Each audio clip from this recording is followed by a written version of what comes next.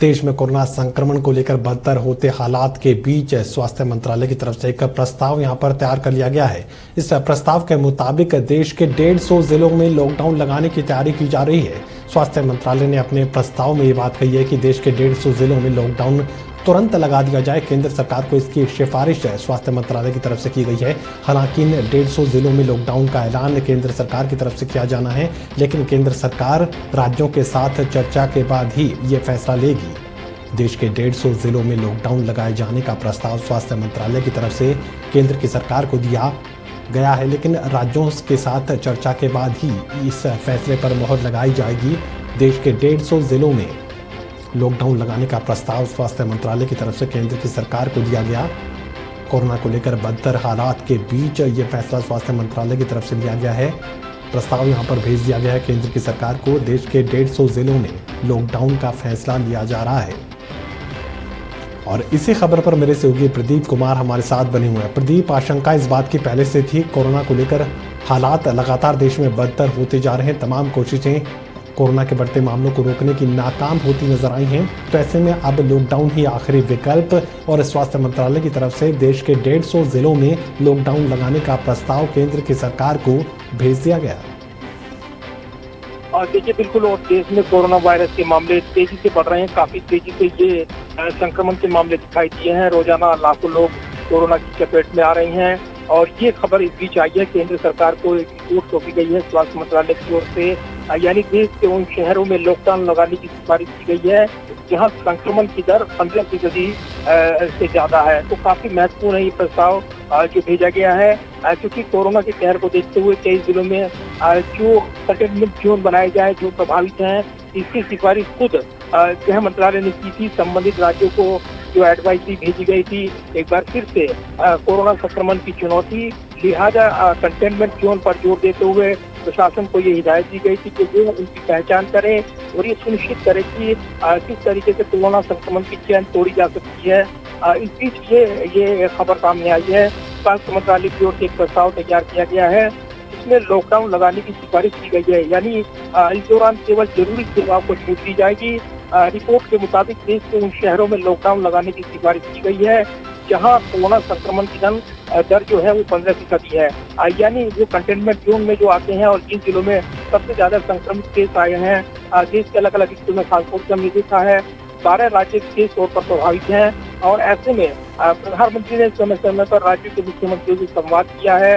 माना यह जा रहा है कि अगला संवाद जो होगा उसमें अंतिम फैसला केंद्र सरकार राज्यों के साथ चर्चा के बाद लेगा, क्योंकि राज्य सरकार अपने स्तर पर भी समय समय पर जो कदम उठा रही हैं, लॉकडाउन लगा रही हैं, वो भी इसी कड़ी से जुड़ा फैसला है। लेकिन अब उन शहरों की पहचान की है जहां पर लॉकडाउन लगाया जाए ताकि संक्रमण की दर को रोका जा सके। इस प्रस्ताव में ये केंद्र सरकार को भेजा गया है।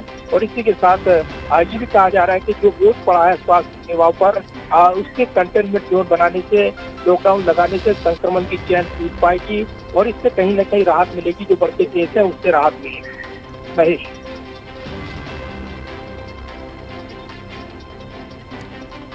प्रदीप, इससे पहले प्रधानमंत्री की तरफ से बात कही गई थी कि लॉकडाउन को ही आखिरी विकल्प के रूप में इस्तेमाल किया जाएगा और राज्यों से भी यही बात प्रधानमंत्री कहते नजर आए थे कि लॉकडाउन को आखिरी विकल्प के रूप में इस्तेमाल करें। अब चूंकि देश में बदतर हालात स्वास्थ्य सेवाओं को लेकर देखने को मिल रही हैं, स्वास्थ्य सेवाएं एक तरीके से ध्वस्त होने की कगार पर पहुंच गई हैं, तो अब देश आखिरी विकल्प की तरफ बढ़ता नजर आ रहा है, यानी लॉकडाउन की तरफ।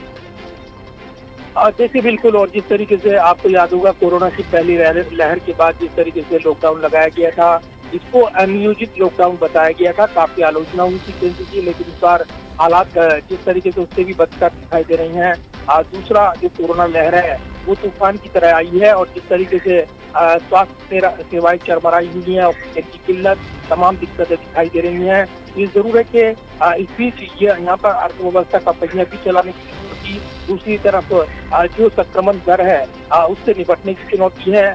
इसी के बीच रास्ता तलाशने के लिए ये कोशिशें की गई, लेकिन अब जिस तरीके से संक्रमण दर बढ़ रहे हैं, इसमें लॉकडाउन के अलावा कोई विकल्प नजर नहीं आ रहा। यानी राष्ट्रव्यापी लॉकडाउन की बात अगर की जाए तो वो आवाजाही छोड़कर उसमें तौर पर परिवर्तन दिखाई देते हैं और इसलिए कंटेनमेंट जोन पर जोर दिया गया है जिलों की पहचान की गई है और इसीलिए करीब 150 जो जिले हैं देश के उनमें लॉकडाउन लगा दिया जाए।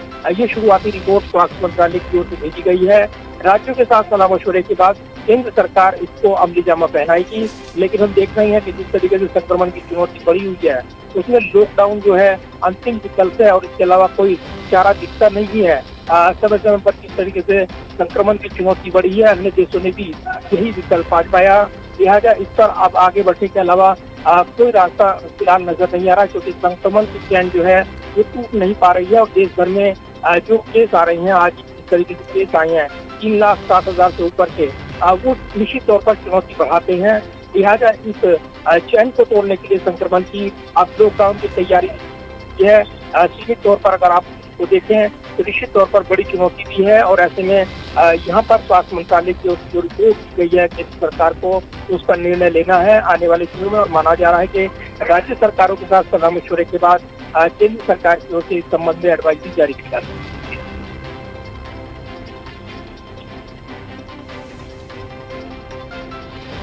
प्रदीप, यहाँ स्वास्थ्य मंत्रालय की तरफ से प्रस्ताव जरूर तैयार कर केंद्र को दे दिया गया है, लेकिन इस पर फैसला कब तक हो जाएगा? राज्यों के साथ सलाह मशवरे के बाद फैसला लिए जाने की बात आप सामने रख रहे हैं, लेकिन आखिरी फैसला कब तक सामने आ जाएगा?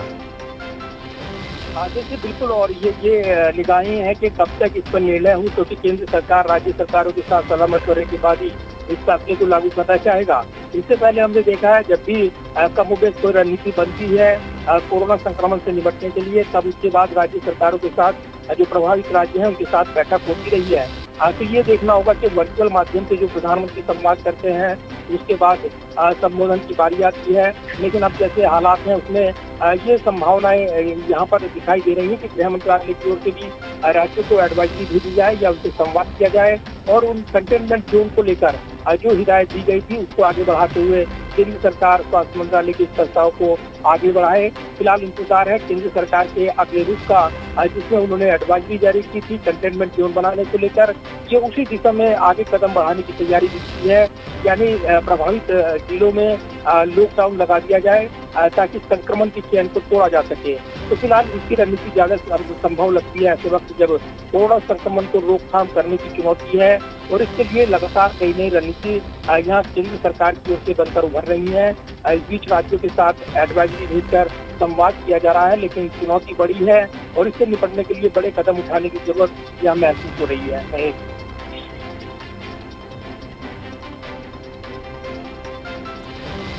प्रदीप, आज समीक्षा बैठक रखी गई थी तमाम कोविड प्रभावित राज्यों के मुख्यमंत्रियों के साथ। आज प्रधानमंत्री नरेंद्र मोदी ने समीक्षा बैठक रखी थी। इससे पहले उच्च स्तरीय बैठक कल प्रधानमंत्री नरेंद्र मोदी करते नजर आए थे। मेरा सवाल है, पूरी राहत कब तक पहुंच पाएगी तमाम राज्यों में, क्योंकि हालात हर दिन हर घंटे बद से बदतर हो रहे हैं? इसी केंद्र सरकार कह रही है कि उसने राज्यों में ऑक्सीजन की सप्लाई को लेकर जो आयात की रणनीति बनाई थी उससे काफी प्रभाव पड़ा है।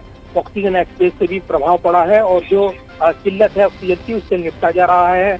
इसके अलावा भी जो कदम उठाए गए हैं कोरोना संक्रमण की रोकथाम को लेकर, उस पर राज्य के साथ लगातार संवाद किया गया है।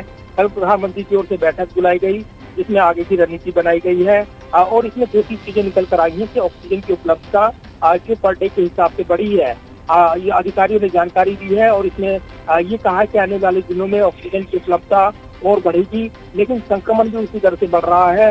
लिहाजा बड़ी चुनौती है कि संक्रमण की बढ़ती दर को कैसे रोका जाए, क्योंकि आप कितने भी प्रयास कर लें अगर संक्रमण नहीं रोकथाम कर पाएंगे तब तमाम संसाधन जो है वो सीमित पड़ जाएंगे और यही सबसे बड़ी चुनौती है।